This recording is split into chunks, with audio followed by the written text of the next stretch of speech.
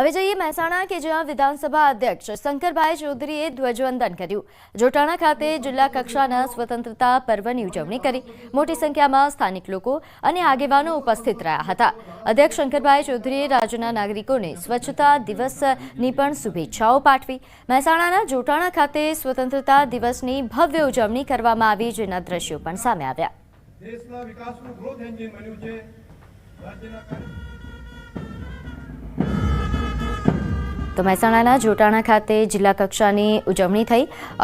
વિધાનસભા અધ્યક્ષ શંકરભાઈ ચૌધરી દ્વારા ધ્વજવંદન કરવામાં આવ્યું, સંબોધન કરવામાં આવ્યું અને સાથે તેમણે આજે સ્વતંત્રતા દિવસની સાથે સાથે આજના દિવસથી જે વડાપ્રધાન નરેન્દ્ર મોદી દ્વારા સ્વચ્છતાના સંકલ્પની વાતો કરવામાં આવી હતી તેની પણ શુભેચ્છાઓ પાઠવી। તો સાથે સાથે તેમણે અહીં તમામ જે લોકો ઉપસ્થિત રહ્યા હતા તેમનું અભિવાદન પણ ઝીલ્યું। તો મોટી સંખ્યામાં જોટાણા ખાતે લોકો ઉપસ્થિત રહ્યા અને આગેવાનો ઉપસ્થિત રહ્યા અને તેમની હાજરીમાં વિધાનસભા અધ્યક્ષ શંકર ચૌધરી દ્વારા ધ્વજવંદન કરવામાં આવ્યું।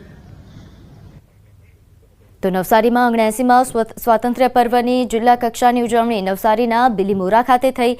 રાજ્યના કેબિનેટ મંત્રી કનુભાઈ દેસાઈના અધ્યક્ષ સ્થાને 79માં સ્વાતંત્ર્ય પર્વની જિલ્લા કક્ષાની ઉજવણી કરવામાં આવી।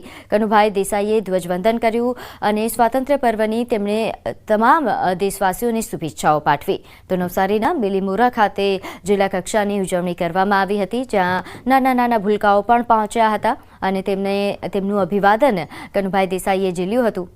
તો નવસારીના બિલીમોરા ખાતે સ્વાતંત્ર્ય પર્વની જિલ્લા કક્ષાની ઉજવણી થઈ, જેમાં નાણામંત્રી કનુભાઈ દેસાઈ ઉપસ્થિત રહ્યા। તેમણે ધ્વજવંદન કર્યું અને તમામ લોકોને આજના પર્વની શુભેચ્છાઓ પાઠવી। તો તેમની સાથે જિલ્લાના આગેવાનો સાથે સાથે તમામ લોકો ઉપસ્થિત રહ્યા।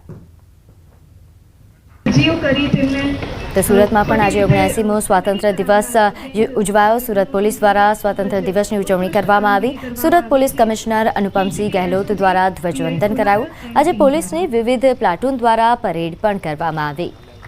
તો આ દ્રશ્યો છે સુરતથી કે જ્યાં સુરત પોલીસ દ્વારા સ્વાતંત્ર્ય દિવસની ઉજવણી કરવામાં આવી હતી અને ખૂબ જ ભવ્યતા સાથે આ ઉજવણી કરવામાં આવી। સુરત પોલીસ કમિશનર અનુપમસિંહ ગહેલોત દ્વારા ધ્વજવંદન થયું, તે બાદ તેમણે તમામને શુભેચ્છાઓ પાઠવી અને સાથે અહીં આજે પોલીસની વિવિધ પ્લાટૂન દ્વારા પરેડ પણ કરવામાં આવી, જે આકર્ષણનું કેન્દ્ર આ પરેડે જમાવ્યું હતું। તો સીપી અનુપમસિંહ ગહેલોત દ્વારા ધ્વજવંદન કર્યું, જેના દ્રશ્યો પણ સામે આવ્યા છે।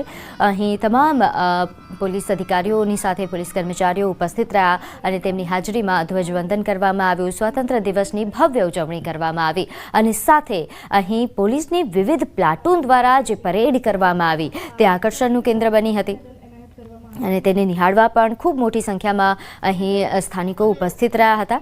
તો સુરત પોલીસ દ્વારા સ્વાતંત્ર્ય દિવસની ઉજવણી અને સાથે સાથે આજે સુરતમાં જે ઉજવણી કરવામાં આવી તે દરમિયાન તમામ જે પોલીસ કર્મચારીઓ છે, પોલીસ અધિકારીઓ છે કે જેમના દ્વારા તેમની ઉત્કૃષ્ટ કામગીરી બદલ તેમને સન્માનિત કરવામાં આવ્યા અને તેના દ્રશ્યો પણ સામે આવ્યા છે। તમામ પોલીસ કર્મચારીઓ છે જે સુરતના જાબાજ પોલીસ કર્મચારીઓ, પોલીસ અધિકારીઓ કે જેમને સન્માનિત કરાયા। તો સૈન્ય કર્મીઓ, ભૂતપૂર્વ સૈનિકો અને તેમના પરિવારને કાનૂની સહાય પૂરી પાડવા રાજ્યમાં 11 જિલ્લાઓમાં કાનૂની સેવા કેન્દ્ર ઉપલબ્ધ કરાયું। હાઈકોર્ટના ચીફ જસ્ટિસ સુનીતા અગ્રવાલ અને અન્ય જજની ઉપસ્થિતિમાં વર્ચ્યુઅલી ઉદ્ઘાટન કરવામાં આવ્યું। અમદાવાદ, વડોદરા, સુરત, જામનગર, રાજકોટ, હિંમતનગર તેમજ ભુજ, મહેસાણા, ગોધરા, સુરેન્દ્રનગર અને પોરબંદર જિલ્લાઓમાં સૈન્ય પરિવારને અહીં નિઃશુલ્ક કાનૂની સહાય મળશે તે પ્રકારની વ્યવસ્થા।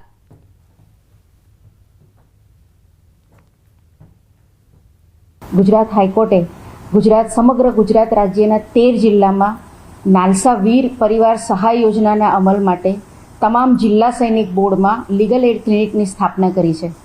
આ legal add clinic Ahmedabad, Mehsana, Kutch, Porbandar, Surendranagar, Surat અને વડોદરા ખાતેના જે જિલ્લા સૈનિક બોર્ડ છે તેમાં કરવામાં આવેલી છે। નાલસા વીર પરિવાર સહાય યોજના તે નામદાર સુપ્રીમ કોર્ટના માર્ગદર્શન હેઠળ કારગિલ દિવસ તમામ રાજ્યમાં રાજ્ય સૈનિક બોર્ડમાં લીગલ એડ ક્લિનિકની સ્થાપના કરવામાં આવેલી। તે અન્વયે આ તમામ જિલ્લા સૈનિક બોર્ડમાં પણ લીગલ એડ ક્લિનિકની સ્થાપના કરવામાં આવી છે। ઘર મંદિર એપ દ્વારા ભ્રામક જાહેરાતને લઈને દ્વારકાધીશ મંદિર દેવસ્થાન સમિતિએ લોકોને અપીલ કરી છે. સાતમ આઠમના તહેવાર પહેલા છેતરપિંડી કરનારા લેભાગુ તત્વોથી સાવધાન રહેવા માટે અપીલ કરાઈ. ઘર મંદિર એપ દ્વારા ઓનલાઈન પેમેન્ટ લઈને દ્વારકાધીશ મંદિરનો પ્રસાદ અને ફૂલમાળા ઘરે બેઠા પહોંચાડવાની જાહેરાત કરવામાં આવી હતી, જેને લઈને મંદિર દેવસ્થાન સમિતિએ બેઠક યોજી. બેઠક બાદ તમામ ભક્તોને સચેત કરતો સંદેશો આપવામાં આવ્યો છે. મંદિર દ્વારા કોઈ એપથી જાહેરાત ન કર્યા હોવાની પણ માહિતી આપી. ઘર મંદિર કરીને કોઈ વેબસાઇટ છે એ એવો દાવો કરે છે કે દ્વારકાધીશ ભગવાનના પ્રાગટ્ય દિનના પ્રસંગ નિમિત્તે કૃષ્ણ જન્મ મહોત્સવની જે તિથિ છે એનો પ્રસાદ, ભગવાનના મંદિરનો પ્રસાદ અને એના જે ફૂલમાલા ને બધું છે એ ઘર બેઠા તમને કોઈ નિશ્ચિત રકમ ઓનલાઈન ટ્રાન્સફર કરવાથી ઘર બેઠા એ પ્રસાદ તમને મોકલી આપવામાં આવે છે એવો ભ્રામક દાવો એ વેબસાઇટ એજન્સીના મારફતે કરવામાં આવે છે. મંદિર વ્યવસ્થાપન સમિતિ કે પૂજારી પરિવાર દ્વારા આવી તમામ બાબતનું, તમામ વાતનું આ પ્રકારની કોઈપણ લોભામણી જાહેરાતમાં ન આવવા માટે અપીલ કરવામાં આવે છે. અને આવી કોઈપણ બાબત આપના ધ્યાને આવે તો એમાં ભ્રામક પ્રચારમાં